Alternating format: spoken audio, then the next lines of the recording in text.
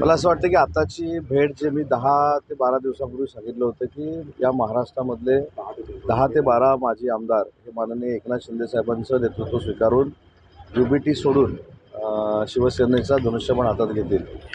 त्याचसाठी आज माननीय साहेबांकडे, शिंदे साहेबांकडे बैठक होती.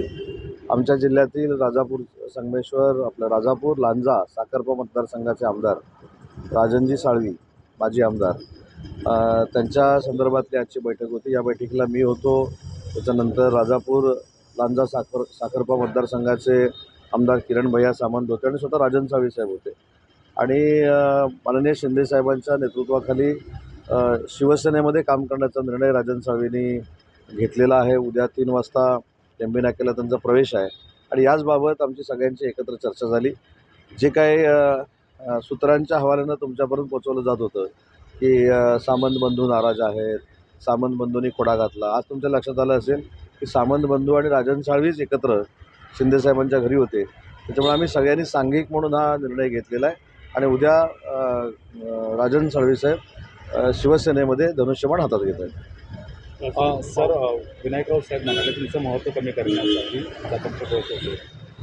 मला असं वाटतं की एकनाथ शिंदे साहेबांच्या नेतृत्वाखाली बाळासाहेबांचा विचार घेऊन जाणारी शिवसेना ही फक्त माझ्या जिल्ह्यामध्ये नाही तर पूर्ण महाराष्ट्रामध्ये पाहिजे, हे ध्येय धोरण आमचं असल्यामुळं कोण काय बोलतं याच्याकडे लक्ष न देता आम्ही राजन साळवी साहेबांचं स्वागत केलेलं आहे. शरद पवार हे अखिल भारतीय साहित्य संमेलनाचे दिल्लीतले स्वागताध्यक्ष आहे.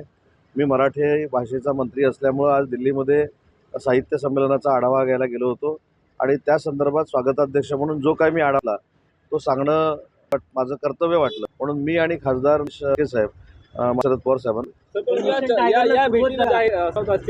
त्यांच्या सेनेमध्ये नाराजी नाट्य सुरू झालं काय वाटतं? त्यांच्या UBTमध्ये काय नाराजी नाट्य सुरू झाले, काय झालं याच्याशी आमचं काही घेणं देणं नाही.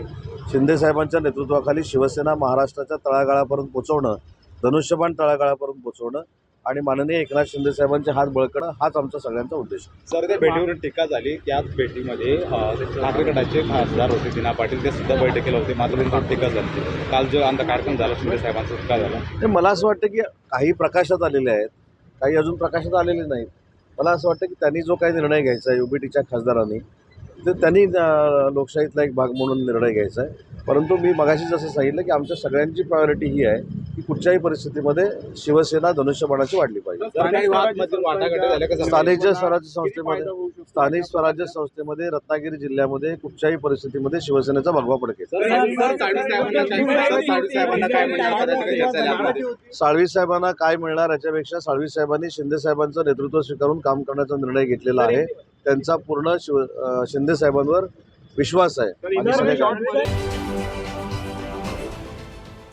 देश विदेशातील प्रत्येक घडामोडींचे लाईव्ह अपडेट मिळवण्यासाठी आता साम टीव्हीच्या सर्व सोशल मीडिया प्लॅटफॉर्मला लाईक, फॉलो आणि सबस्क्राईब करा. तसंच सर्व नोटिफिकेशनसाठी बेल आयकॉन प्रेस करायला विसरू नका.